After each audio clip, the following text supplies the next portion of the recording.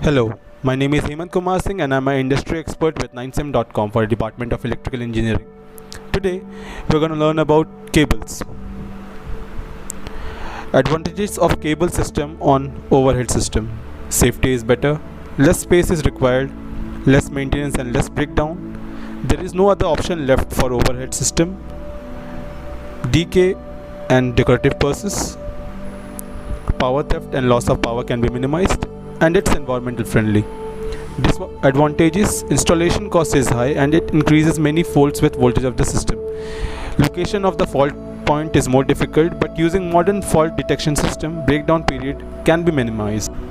A spare core is laid out for quick restoration of supply, which increased the cost of installation.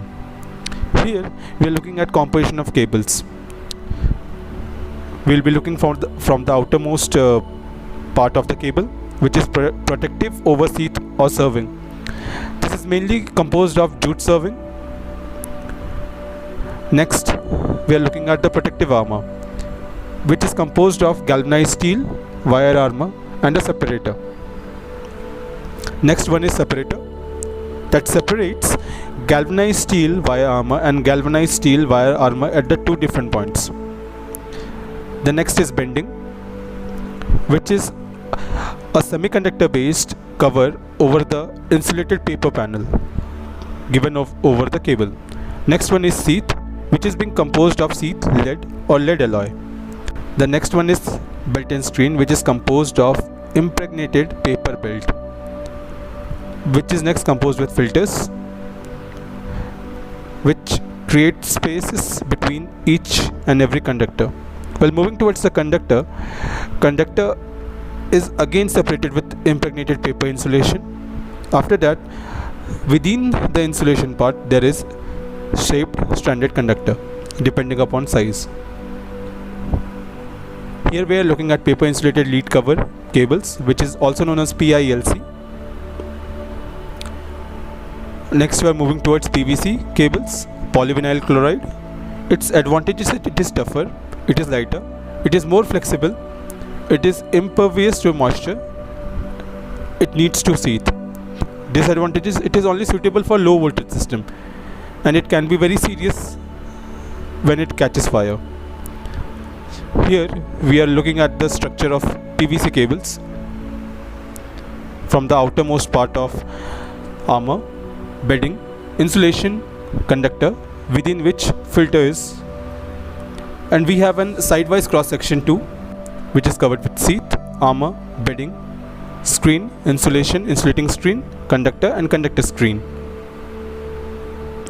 Specific use of PVC cable: suitable for underground distribution purpose.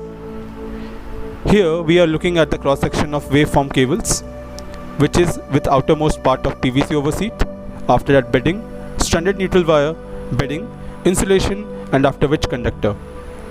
And here we are looking at the piercing connectors.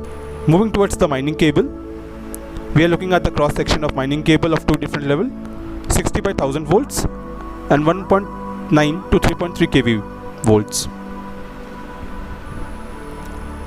With 60 to 1000 volts having with sheath PVC, armor galvanized steel wire, bedding PVC, insulation PVC and conductor plain copper. While moving towards 1.9 to 3.3 kV, we have overseat PVC, we have armor steel wire, we have Hessian tape, we have banded tape, we have threading, we have insulation PVC, we have core section copper tape, and at last conductor. Either it should be copper or aluminium depending upon the size. Here we are looking at the aerial bunched cables ABC with medium volt to high volt. Here we are looking at pilot and auxiliary cables. Circuit function letters with wire numbers. With type A, current transformer for primary protection exceeding overcurrent. It has a wire number of 10 to 29 red phase. For type B, we have current transformer for bus bar protection 30 to 49 yellow phase. For C type current transformer for overcurrent protection including combined earth fault protection instrument, we have 50 to 69 blue phase, 70 to 89 residual circuit and neutral current transformer. For type D, we have current transformer for metering and voltage with 90 earth wires directly connected to earth bar. For E, F, G representing reference voltage for instruments, metering and protection, reference voltage for voltage control, reference voltage for synchronizing. It has 90 earth wire directly connected to earth bar to 90 to 99 test winding normally in operative. Next, H type AC and AC-DC supplies with 1 to 69 switchgear and generators with 70 to 99 transformers. J type DC supplies 1 to 69 switchgear and generator, 70 to 99 transformers. For type K, closing and tripping circuit, any number from 1 upwards. For type L, alarm and indication indicating by auxiliary, any number from 1 upwards. For type M, we are looking at auxiliary and control motor drives, for example generator motors, transformer, cooler motor, spring charging motor, motor for isolator operation, etc. 1 to 19 for switchgear, 20 to 69 for generator, 70 to 99 for transformers. Specific use of PVC cables, we are looking at the telecommunication cable and data communication cable. Here we are looking at the fiber optic cable. It's the future generation for high-speed communication between the systems. Here we are looking at the low voltage instrumentation cables and its cross section, which is composed of outer sheath, armor, inner sheath, overall section, drain wire, individual screen, drain wire, insulation, and at last the conductor. Here we are looking at the cross section of oil-filled cables and gas-filled cables. For oil-filled cables, the oil is basically within the two-sheet paper, which cools down the temperature while the current is being transmitted. When gas-filled, the gas filled within the cable is nitrogen. We are looking at the history of cable introduced by Universal Cable Private Limited. In 2006, EHV XLPE cables up to 500 kV. In 1989, EHV XLPE cables up to 145 kV. 1985, instrumentation cable.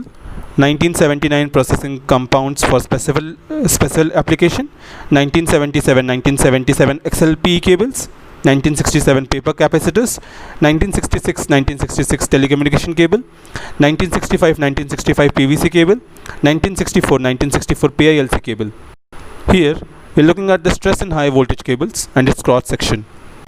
We are looking at stress in single core cable, the line of stress, sheath, and line of exponential with respect to its core.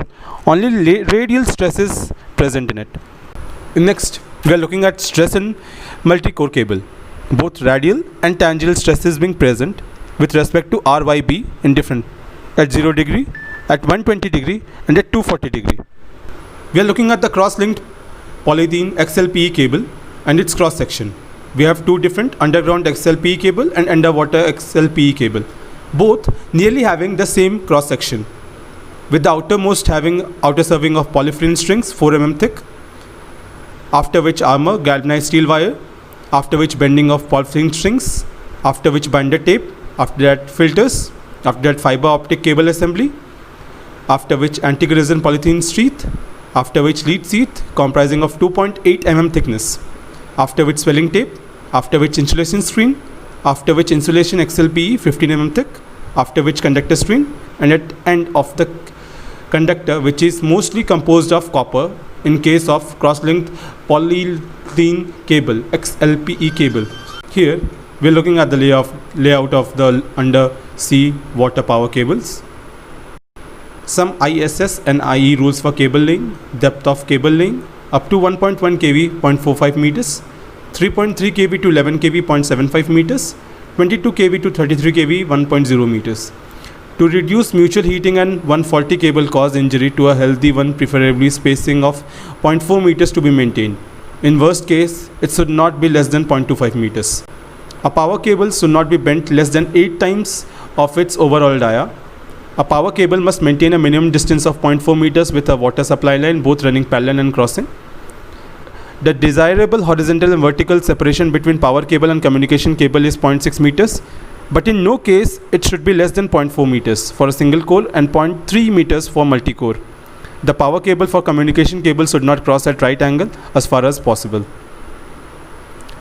Power cable crossing railway track and highway. Road crossing. Power cable should be laid under the road through a cast iron or steel pipe at an angle to prevent sharp angle at the point of entry and less loading factor.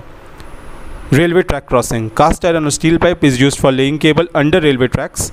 The pipe should be laid at a depth not less than 1 meter below the formation level and slight gradient, and should extend to a minimum distance of 3 meters from the center of outermost track. So that's all for today. I'm signing off from 9sim.com. Let's meet for the next video.